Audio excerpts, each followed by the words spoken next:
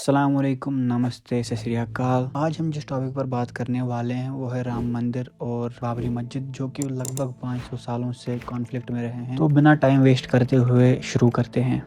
राम मंदिर। श्री राम जो हैं वो एक डेटी माने जाते हैं हिंदू धर्म में, जिसको हम भगवान कहते हैं। अकॉर्डिंग टू रामायण, जो कि हिंदू धर्म की एक पवित्र किताब है, उसमें लिखा गया है कि राम जी जो हैं, श्री राम जो हैं, वो अयोध्या में पैदा हुए थे। अयोध्या जो कि उत्तर प्रदेश में है। उनके मंदिर तो पूरे हिंदुस्तान में फैले हुए थे और वैसा ही एक मंदिर उनका एक अयोध्या में था। अयोध्या जो है वो श्री राम का जन्म स्थान माना जाता है, बर्थ प्लेस। तो इसलिए इस मंदिर की जो इम्पोर्टेंस है वो हिंदू लोगों के लिए बहुत ज्यादा थी। पर 1528 में ये बताया जाता है कि जो मंदिर था उसे हमला किया गया था, जो कि बाबर ने किया था, जो कि मुगल सल्तनत का सबसे पहला बादशाह था। आगे जाके उसी साल में बाबर की एक हुक्म पे मीर बाकी, जो कमांडर थे मुगल एम्पायर के उस वक्त, ने एक मस्जिद बनवाई राम जन्मभूमि पे।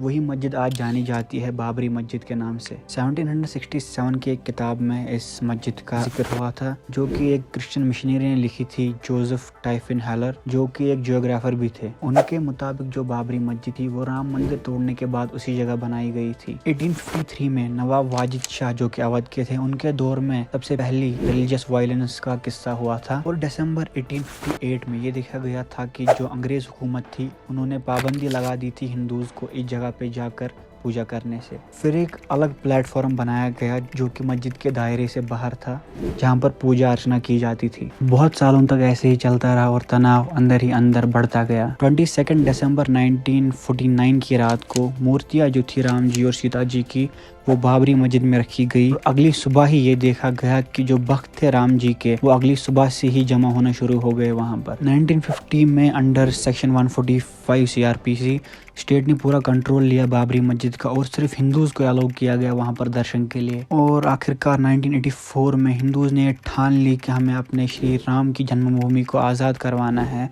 तो उसके लिए उन्होंने एक कमेटी बनाई, विश्व हिंदू परिषद पार्टी। 1986 में डिस्ट्रिक्ट जज ऑर्डर करते हैं कि जो गेट है डिस्प्यूटेड बाबरी मस्जिद के, वो पूरी तरीके से खोल दिए जाए हिंदू के लिए, ताकि वो प्रार्थना कर सके। इसके रिएक्शन में मुसलमानों ने एक कमेटी बनाई, Babri Masjid action committee, as a form of protest. बाद में देखा गया कि नवंबर 1989 में पीएम राजीव गांधी और यूपी गवर्नमेंट जो है परमिशन दे देते हैं विश्व हिंदू परिषद को शिलान्यास के लिए। शिलान्यास जो है उसका मतलब है फाउंडेशन स्टोन सेरेमनी, जो कि होनी थी इस डिस्प्यूटेड साइड के बाहर। 9 नवंबर 1989 में कुछ विश्व हिंदू परिषद लीडर और साधु ने ये फाउंडेशन स्टोन डाला। और उसके बाद देखा गया कि 1990 में विश्व हिंदू परिषद के जो वॉलंटियर्स थे उन्होंने वायलेंट होकर बहुत डैमेज किया बाबरी मस्जिद को। उस वक्त के जो प्राइम मिनिस्टर थे चंद्रशेखर, उन्होंने बहुत कोशिश की कि ये मैटर को रिजॉल्व कर सके थ्रू नेगोशिएशंस, लेकिन वो नाकामयाब हो गए इस कोशिश में। और अगले ही साल 1991 में भारतीय जनता पार्टी पावर में आ गई उत्तर प्रदेश में, जहां पर अयोध्या है। 6 दिसंबर 1992 विश्व हिंदू परिषद और भारतीय जनता पार्टी एक रैली ऑर्गेनाइज करती है, जिसमें 1.5 लाख वॉलंटियर्स थे। इन वॉलंटियर्स को नाम दिया गया कार सेवक्स का। कुछ ही पलों में ये रैली वायलेंट हो गई और इन्होंने बाबरी मस्जिद को डिमोलिश करना शुरू कर दिया। इसकी वजह से पूरे हिंदुस्तान में हिंदू मुस्लिम दंगे फैलने शुरू हो गए और लगभग 2000 लोगों की मौत हो गई बम्बई में। इस रैली के एक दिन बाद 7 दिसंबर 1992 द न्यूयॉर्क टाइम्स रिपोर्ट करती है कि 30 मंदिरों का हमला किया गया पाकिस्तान में और बांग्लादेश में भी मंदिरों पर हमला किया गया। 1998 भारतीय जनता पार्टी एक कोएलिशन गवर्नमेंट बनाती है under prime minister Atal Bihari Vajpayee. 2001 तनाव फिर से बढ़ता हुआ दिखा। विश्व हिंदू परिषद फिर से शपथ लेती है कि वो मंदिर बनाएंगे तो इसी बाबरी मस्जिद की जमीन पर बनाएंगे। जनवरी 2002 मिस्टर वाजपेयी ने एक अयोध्या सेल सेटअप की, जिसमें उन्होंने एक सीनियर ऑफिशियल अपॉइंट किया, शत्रुघ्न सिंह। जो मेन मकसद था इस अयोध्या सेल का, वो था हिंदू और मुस्लिम लीडर्स के बीच में नेगोशिएशंस करवाना, बातचीत करवाना, जो कि कुछ खास काम में नहीं आया। विश्व हिंदू परिषद ये बताती है कि 15 मार्च से पहले मंदिर का काम शुरू हो जाएगा और इसीलिए जगह जगह से कार सेवक आ रहे थे अयोध्या मदद करने के लिए। अयोध्या से वापस जाने वाली एक ट्रेन पर गोधरा स्टेशन पे हमला हुआ, जिसपे लगभग 58 लोगों की मौत हो गई। 27 फरवरी 2002 को गोधरा के पास साबरमती एक्सप्रेस के S6 कोच में आग लगाई गई। आगजनी में ट्रेन में बैठे 59 कार सेवकों की मौत हो गई। और इसी ने जन्म दिया फिर गुजरात दंगों का, जिसको हम गुजरात राइट्स कहते हैं। इन्हीं गुजरात राइट्स में 2000 से ज्यादा लोग मारे गए, जिनमें से मोस्टली मुसलमान थे। अप्रैल 2002 3 हाईकोर्ट जजेस एक सुनवाई शुरू करते हैं ये देखने के लिए कि ये जो कॉन्फ्लिक्ट लैंड है ये किन को बिलोंग करती है, हिंदूज या मुसलमानों को। जनवरी 2003 कोर्ट के एक ऑर्डर पे आर्कोलॉजिकल सर्वे शुरू किया गया ये देखने के लिए कि कभी मस्जिद के नीचे कोई मंदिर था कि नहीं। अगस्त 2003 सर्वे की रिपोर्ट दी गई जिसमें साफ जाहिर होता था कि मस्जिद के नीचे एक मंदिर हुआ करता था। 2 आर्कोलॉजिकल एक्सकवेशंस हुई थी, 1978 में एक और 2003 में एक, जो दोनों कंडक्ट की थी आर्कोलॉजिकल सर्वे ऑफ इंडिया ने। दोनों सर्वेज में ये पाया गया था कि जो बाबरी मस्जिद है वो मंदिर की ज़मीन पे ही बनाई गई थी।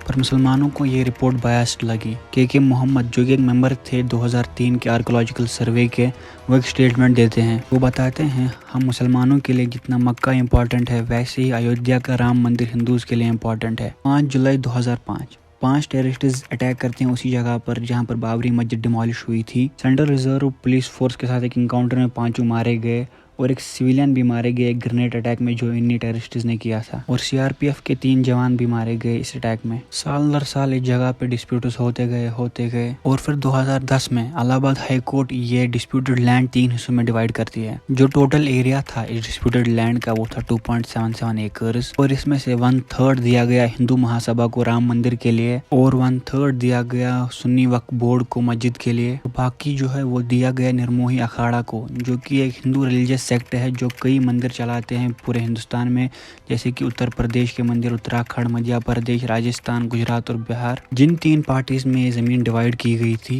वो तीनों पार्टीज एक अपील करते हैं against the Allahabad high court order और इस केस को सुप्रीम कोर्ट पे ले जाते हैं। और आखिरकार 2019 में सुप्रीम कोर्ट एक ऑर्डर देती है अयोध्या डिस्प्यूट पे। इसमें ये डिसाइड किया गया था कि जो कि डिस्प्यूटेड लैंड है वो हैंड ओवर किया जाएगा एक ट्रस्ट को जो गवर्नमेंट ऑफ इंडिया बनाएगा राम मंदिर बनाने के लिए। और फिर जल्द ही ट्रस्ट बनाया जाता है जिसका नाम रखा जाता है श्री राम जन्मभूमि तीर्थ क्षेत्र। और 5 फरवरी 2020 को यह अनाउंस किया जाता है पार्लियामेंट ऑफ इंडिया में कि government under prime minister Narendra Modi एक प्लान एक्सेप्ट करती है राम मंदिर बनाने के लिए। उसके 2 दिन बाद 7 फरवरी 2020 को 5 एकड़ जमीन दी जाती है एक नई मस्जिद बनाने के लिए जो कि 22 किलोमीटर दूर होगी अयोध्या से धनीपुर गांव में। और आखिरकार लगभग 500 साल के इंतजार के बाद वो दिन आ ही गया। 22 जनवरी 2024 राम मंदिर की इनॉग्रेशन सेरेमनी रखी गई, प्राण प्रतिष्ठा, जिसमें कई पॉलिटिशियंस, एक्टर्स, इंडस्ट्रियलिस्ट, स्पोर्ट्समैन मौजूद थे। अब ये बात जरूरी याद रखनी है कि सिर्फ एक इंसान को इस चीज का क्रेडिट नहीं दिया जा सकता। हजारों लोगों ने अपनी कीमती जानें गंवाई हैं राम मंदिर के लिए। बहुत जगह राम मंदिर को एज ए पर्सनल बेनिफिट इस्तेमाल किया गया, पॉलिटिक्स खेली गई इस पे। तो आज की वीडियो यहीं पर खत्म करते हैं। अगर आपको वीडियो अच्छी लगी हो और इन्फॉर्मेटिव लगी हो तो अपने दोस्तों के साथ जरूर शेयर कीजिए, सब्सक्राइब कीजिए। मिलते हैं अगले वीडियो में, बाय।